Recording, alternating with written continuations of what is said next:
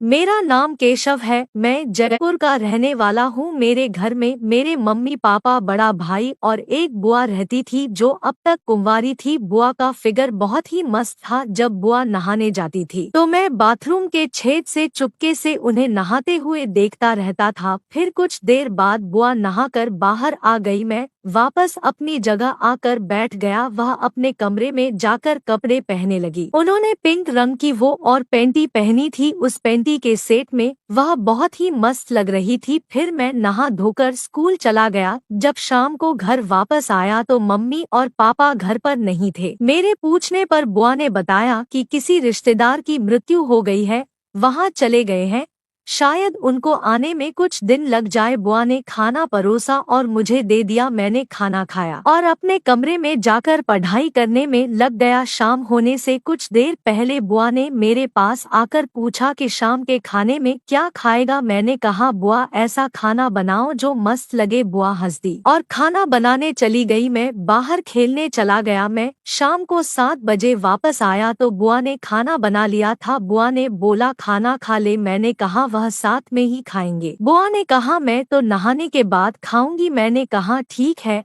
आप आ जाओ, फिर साथ ही खाएंगे। तब बुआ बोली, ओके, मैं नहाने जा रही हूँ। बुआ नहाने चली गई और बाथरूम का दरवाजा बंद कर लिया। दरवाजा बंद होते ही मेरी आंख बाथरूम के उसी छेद में लग गई। थोड़ी देर में बुआ नहाकर कपड़े पहनकर बाहर आने लगी। मैं वहाँ से हट गया। वह अपने कमरे में चली गई। फिर बुआ ने कहा, खाना खा ले क्या। मैंने कहा, बुआ आप बुरा ना मानो तो आज मैं थोड़ा इंजॉय कर लूँ। बुआ ने आंखें नचाई और पूछा, कैसा इंजॉय। मैंने अंगूठा उठाया और दारू पीने का इशारा किया। वह हंस दी और बोली, तू पीता भी है। मैंने हंसकर कहा, कभी मौका मिल जाता है तो मजा कर लेता हूँ। बुआ बोली, बाजार जाएगा क्या। मैंने बुआ से कहा, नहीं, पापा की दारू की बोतल में से हम दोनों थोड़ी टेस्ट कर लेते हैं, उनको क्या पता चलेगा। यह कहकर मैंने उनको भी लपेटने की कोशिश की थी। बुआ हंस दी और बोली, ज्यादा नहीं लेंगे, कहीं नशा वशा हो गया तो दिक्कत हो जाएगी। मैंने उत्साहित होकर कहा, बुआ बस 2 पेग ही लेंगे, 2 पेग से कुछ नहीं होता है, मैं अभी लाया, आप जरा गिलास और नमकीन का इंतजाम करो। फिर मैं पापा की दारू की बोतल ले आया। तब तक बुआ ने टेबल पर 2 गिलास और साथ में आइस रख दी थी। एक प्लेट में भुने हुए काजू भी रख लिए थे। मुझे देखकर आश्चर्य हुआ कि बुआ को दारू लेने के बारे में सब कुछ मालूम है। मैंने 2 गिलासों में दारू डालकर पैक बनाए। मैंने बुआ का गिलास थोड़ा ज्यादा हार्ड बना दिया। हम दोनों ने चीयर्स बोलकर जाम टकराए। वह पहला सिप लेते ही बोली, यह तो बड़ी कड़वी है यार, लोग कैसे पी लेते हैं।